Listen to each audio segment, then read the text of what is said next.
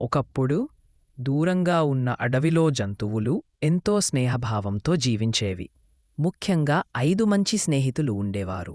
Rabbit, బొద్దు ఏనుగు బాబా, చక్కని జింక చందు, చురుకైన నక్క నాని, మంచి మనసిన మేహ. వీళ్ళు రోజూ కలిసి ఆడుతారు, తిండి తింటారు, కథలు చెబుతారు. అయితే ఒకరోజు వారి జీవితం తలకిందులైంది. ముంచుకొచ్చిన ప్రమాదం. ఒకరోజు తెల్లవారుజామున మేహా నదికి నీరు తాగేందుకు వెళ్ళింది. అక్కడ దూరంగా పెద్ద పెద్ద బుల్డోజర్లు, చెట్లను కోసే మిషీన్లు కనిపించాయి. మానవులు అడవిని కొట్టేసే పనిలో ఉన్నారు. అదే సమయంలో పక్కన చిన్న గుంతలో పడిపోయిన ఓ కుందేలు కనిపించింది. మేహా హడావుడిగా స్నేహితుల వద్దకి వెళ్ళి చెప్పింది, మన అడవి ప్రమాదంలో ఉంది. మనమేదైనా చేయాలి, లేకపోతే మనం బతకలేము. ర్యాబిట్ అనేది, మన అందరి బలాన్ని కలిపితే మనం ఏ సమస్య అయినా ఎదుర్కొంటాం. తీర్మానం. అందరూ కలిసి ఒక సమావేశం పెట్టారు. బాబా ఏనుగు తన మందం గొంతుతో అన్నాడు, మన అడవిని కాపాడుకోవడం మన కర్తవ్యం. మనం కలిసి మన వాళ్లకు తెలియజెప్పాలి మానవుల జాడను. నాని నక్క ధైర్యంగా అన్నాడు, నేను మానవుల గురించి గూఢచర్యం చేస్తాను. వాళ్ల లక్ష్యమేమిటో తెలుస్తుంది. అందరూ అంగీకరించి వ్యూహం రూపొందించారు. మానవుల వ్యూహం. నక్క నాని పగటంతా మానవుల వలయానికి వెళ్ళి రాత్రికి తిరిగి వచ్చింది. వాళ్లు ఒక పెద్ద రిసార్ట్ నిర్మించాలనుకుంటున్నారు. అందుకోసం అడవి అంతా కడిగేస్తున్నారు. మన జీవితం ముప్పులో ఉంది. మన వింతల్ని కాపాడుకోకపోతే మనం మిగలం.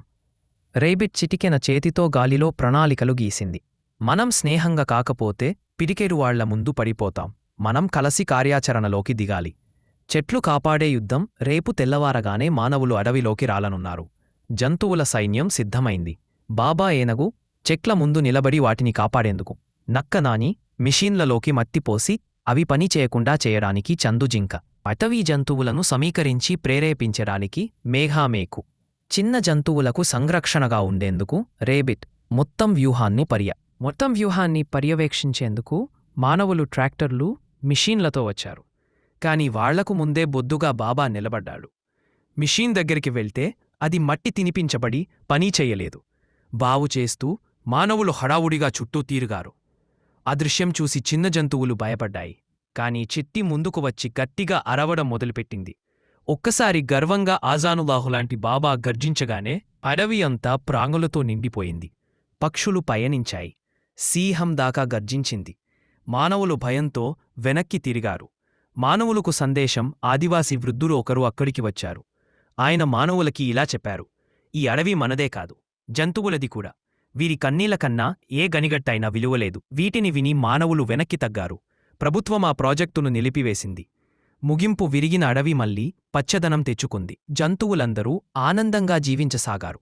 ఏనాడు వాళ్ల స్నేహం, ఏకత, ధైర్యం అడవిని కాపాడింది. చిట్టి రాసిన చిన్న ప్లకార్డ్ అందరి గుండెల్లో ముద్ర వేసింది.